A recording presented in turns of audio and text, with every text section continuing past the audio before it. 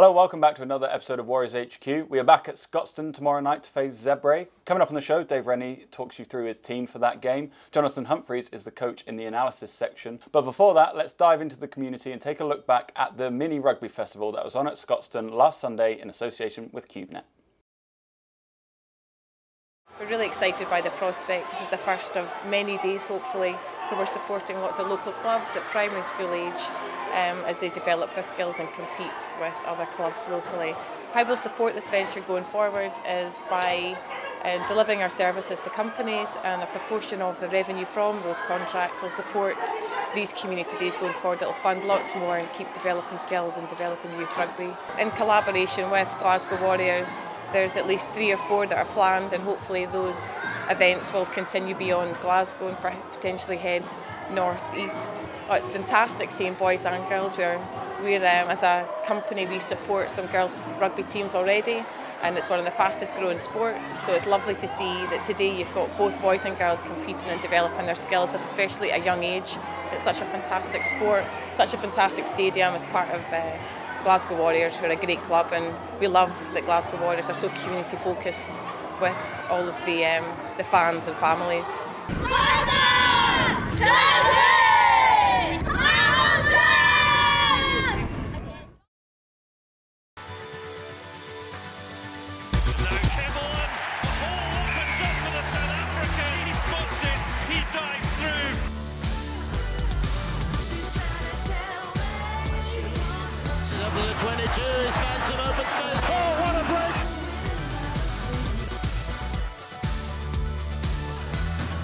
Earlier today, we named our team to face Zebre at Scotstoun tomorrow night. There are first starts for Adam Nichol and Andrew Davidson, and off the bench, USA international Tavita Tamalau could make his debut. Here's the gaffer to talk us through it. Dave, Zebre this weekend, a few changes to the team, especially in the pack. Adam Nichol getting his first start.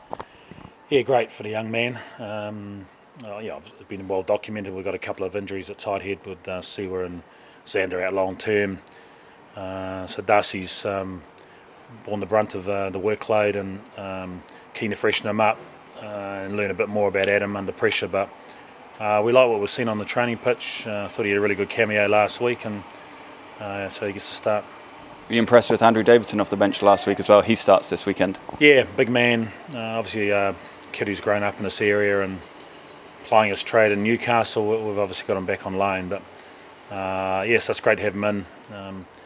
Good athletes, very explosive line-out time, runs great lines, good skill set. So, cool. Obviously, I have his family in the crowd tomorrow. It's a proud moment for them. You shuffled the back row around a bit. Adam Ash at 6. We normally see him at 8. What's the thinking there? Yeah, they're very interchangeable, those guys.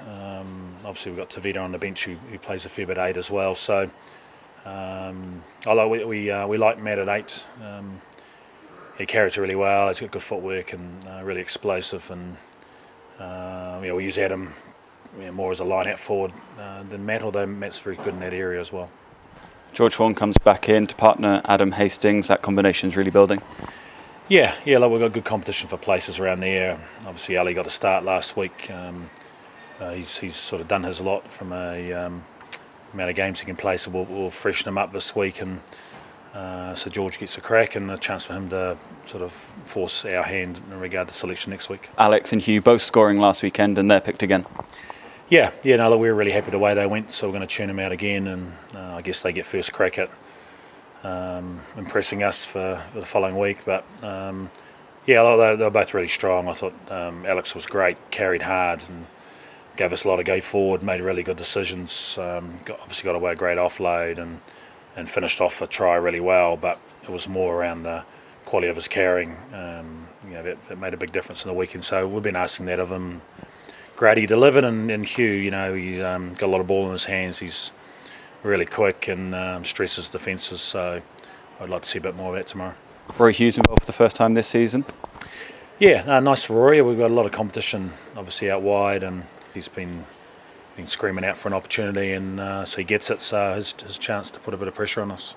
And you mentioned Tavita earlier. He's going to come on at the second half at some point and hopefully punch some holes in the opposition.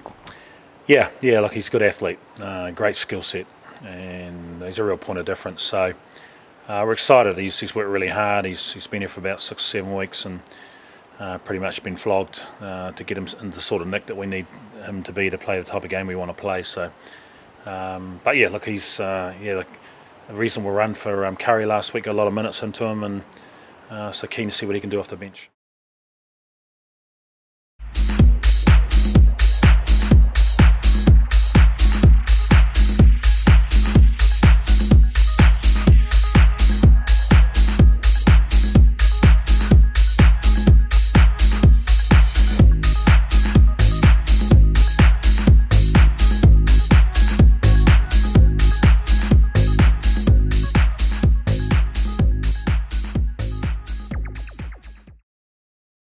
Following the Zebre game, the next game at Scotstoun is against Saracens in the Heineken Champions Cup. Then we're away to Cardiff in the same competition before back-to-back games against Lyon in December. You can register your interest to travel with the team on the team charter to France at glasgowwarriors.org.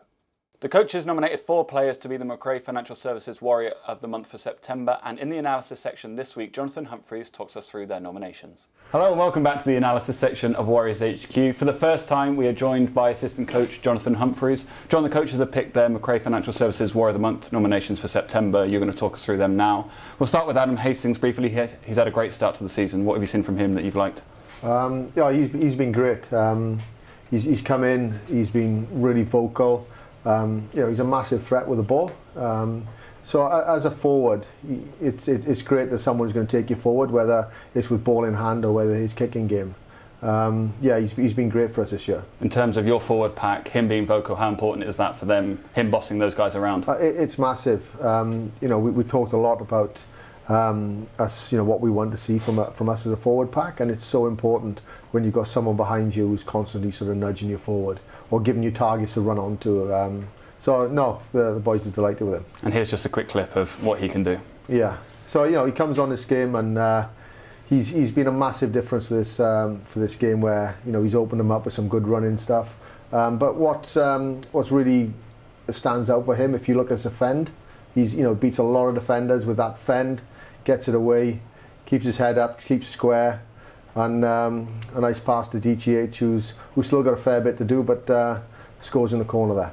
The other 3 nominations were all forwards. Obviously, Xander's injury in South Africa was a bit of a black mark on the trip, but he, in those first 3 games, was so impressive, wasn't he? Especially at the set piece. Yeah, and the set piece has seen a massive improvement for him. But he gives us so much outside of that. But when we chatted sort of in pre-season, the big focus was him to be dominant at set piece, and he certainly made massive improvements there. Without giving away too much tactically here, what's so good about this scrum? It's Munster are famed for their set piece, and when they came here, we really had one up at them there. Yeah, well, it's a thing for all our front rowers is to be square. If you're square and you're straight, then you can accept a lot of weight from behind, and that's been a big focus point for him. So if you just watch this, so he hits, he gets nice and square, nice and low. So we got Johnny working hard behind him, just allows him to stay straight and square, and gives him the ability to go forward. Because if he's not in a position to go forward, then he won't go. But that was really good. Rob Harley's game's changed a lot this season. He's known as a workhorse who gets through a lot of work, but we've seen a lot more creativity, more of his skills come out this season so far. Yeah, I think in the past the perception was that that was Rob was a workhorse. Somebody who's going to be really good at the attacking breakdowns and be a real pain. This year he's been outstanding for us, and his ability, his work off the ball, his ability to distribute. But this is really highlighted. So if you watch him now, is just his running line. He's running really hard, coming on a nice down line there. So he breaks through those 2 defenders, but then it's the awareness, hit the floor, really good offload for Ali, who's pretty excited to be back, and scoring a nice try. So we've been so impressed. He's so pivotal to us right now. He plays a lot of 4 as well as 6, and knows his roles inside out. Real leader. That line he runs there takes out 3 defenders, which opens up the space for Ali. And we saw George Horn doing a lot of that last year, picking off that hard work from the forwards. Yeah, and to interest defenders, you've got to run as if you're going to get the ball, and those hard down lines makes it great for him. Johnny Gray is another person who's worked on his carrying and is trying to add another dynamic to that part of his game. What have you seen from him? Johnny's been excellent. Each year he comes back, You know, he's so dedicated to make improvements to his game. You know, highlighted the fact that he wanted to be probably a more effective ball carrier. He gets lots and lots of numbers of ball carries, but this year, you know, his ball carrying has certainly been more effective. So if you watch this, so the thing with Johnny was trying to use more footwork before contact. So as you go through here, uses footwork, but it's his height after contact. So there is height there, and great work by Fraz on the outside. Allows him to use his footwork, and it's great from Ashley to join him in that ball carry. But you know, he's made a lot more meters from his ball carries this year simply because he's using more footwork. His height's a lot better, so it allows him to have leg drive. How pivotal is it to the game that we want to play for carries like that to get the opposition defence retreating? Oh, I think it's massive for us. You know, we want to play on the front foot, but it's really hard to do that unless you get go forward. There's a huge emphasis on our big men to carry the ball. To make us have go forward, and you see you know, some big improvements from our big men in that area. Well, John, thanks for your insight. Thanks for watching the analysis section. The poll for Warrior of the Month is still open, and you can vote up until Friday, where the winner will be revealed at the Zebre game. Thanks for watching Warriors HQ. We hope to see you at Scotstoun tomorrow night for the Zebre game. The last remaining tickets are available on glasgowwarriors.org. Adam Hastings is the guest on Warriors Weekly with myself and Adam Ash this week, so head over to Apple Podcasts and Acast to download that. And we'll be back at the same time next week for another episode of Warriors HQ.